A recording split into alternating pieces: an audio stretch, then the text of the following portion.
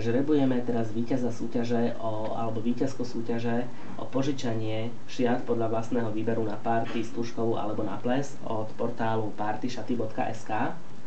A tu bolo podmienkou súťaže, aby sa účastník stal zároveň fanúšikom facebookovej skupiny Partyshaty. A súťaže sa nám zúčastnilo 938 ľudí, takže spúšťam žrebovanie.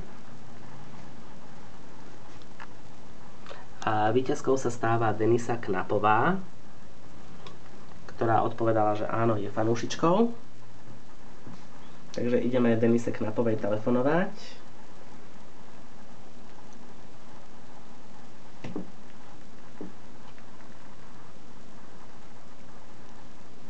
Vytáčame.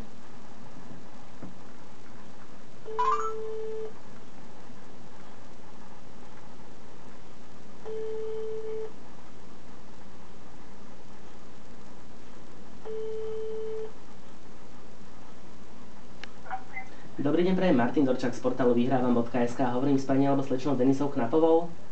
Áno, Pani Knapová, vy ste sa zúčastnili našej súťaže o požičanie šiat podľa vlastného výberu na party, stužko alebo stužkovú od portálu partyshaty.sk. A chcem sa vás opýtať, ste teda fanúšičkou portálu Partyshaty na Facebooku? Áno. Tak vám gratulujem k výhre a do mailovej adresy vám pošlem voucher, ktorý si môžete uplatniť potom na portáli partyshaty.sk a vybrať si šaty na ples alebo kam pôjdete. Už viete, ako ich využijete? Áno. Ako? Ako? Ako tie šaty využijete?